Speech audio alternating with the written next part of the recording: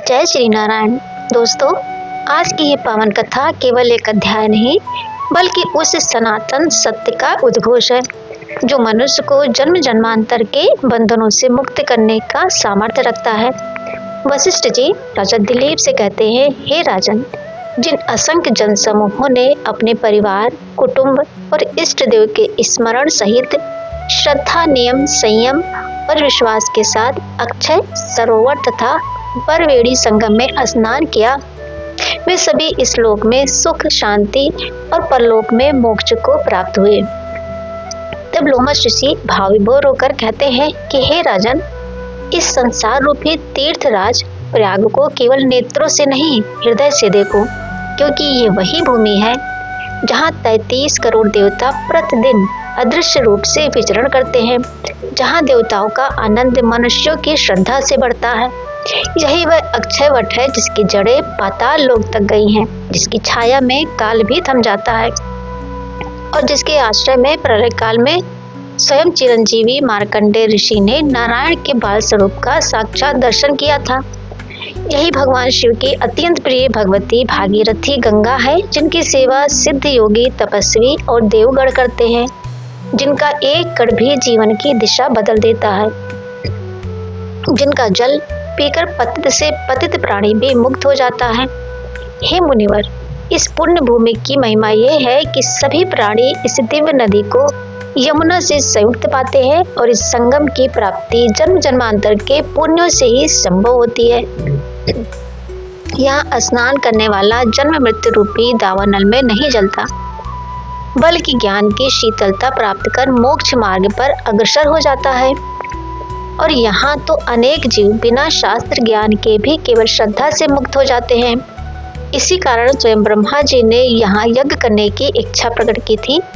इसी संगम में भगवान विष्णु ने श्री लक्ष्मी की प्राप्ति हेतु स्नान किया। यही त्रिशूलधारी महादेव ने वरदान से उन्मत्त दैत्य का संहार कर धर्म की पुनः स्थापना की।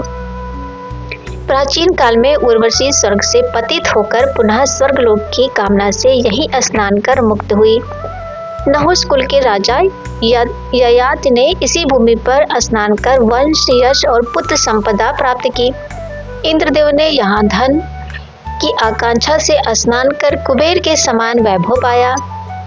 नर और नारायण ने हजारों वर्षों तक प्रयाग में निराहार रहकर उत्तम धर्म और तप का पालन किया। जैगिश्व जैसे महासन्यासी ने यहाँ तप कर महादेव तुल्य शक्ति प्राप्त की और अणिमा, महिमा आदि दुर्लभ योग सिद्धियां अर्जित की।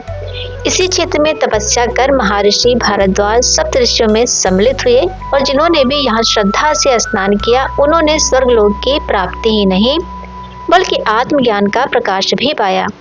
अतः हे राजन, हमारे विचार से तुम्हें भी बरवेड़ी में स्नान अवश्य करना चाहिए, क्योंकि ये एक स्नान पूर्व जन्मों, इस जन्म और भविष्य के पापों को भस्म कर देता है और धर्म, अर्थ, काम तथा मोक्ष चारों पुरुषार्थ प्रदान करता है। ऋषियों के इन सत्य, करुणा और अनुभव से भरे वचनों को सुनकर सभी जन समूह संगम की ओर बढ़े और जैसे ही उन्होंने स्नान किया, उसी क्षण उनकी पिशाचता, श्राप और भय का नाश हो गया। वे दिव्य शरीर धारण कर तेजस्वी हो उठे। वेदनिधि अपनी संतानों को इस अवस्था में देखकर भावुक हो उठे और लोमश जी को कृतज्ञता पूर्वक नमन कर बोले कि आपके अनुग्रह से ही हम सब शाप मुक्त हुए हैं। अब आप इन बालकों को उनके योग्य धर्म का उपदेश दीजिए। तब लोमेश जी ने कहा कि ये युवक कुमार वेदों का अध्ययन पूर्ण कर चुका है, अतः पितृ और गुरु की आज्ञा से उसने 5 कन्याओं से विवाह किया और उनके सभी मनोरथ पूर्ण हुए। घर घर में धर्म, शांति और संतोष का वास हुआ।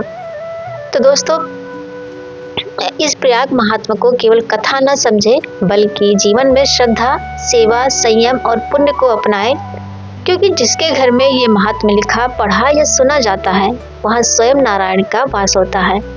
पुष्कर, प्रयाग, गंगा सागर, देवालय, कुरुक्षेत्र और विशेष रूप से काशी में इसका पाठ अवश्य करना चाहिए। ग्रहण काल में पुष्कर में इसके पाठ का दुगना फल मिलता है और अंत समय में वैष्णव पद की प्राप्ति होती है। समापन में यही परम सत्य है कि प्रयाग का स्मरण भी पापों का क्षय करता है। श्रद्धा से किया गया एक स्नान जन्मों का भार उतार देता है और जो इस महिमा को समझ लेता है उसका जीवन स्वयं तीर्थ बन जाता है। तो दोस्तों, अगर ये अध्याय पसंद आया हो तो वीडियो को जरूर लाइक करें, हमारे चैनल को सब्सक्राइब करना बिल्कुल भी ना भूलें। तो फिर मिलते हैं अगले वीडियो में, तब तक के लिए जय श्री कृष्णा दोस्तों।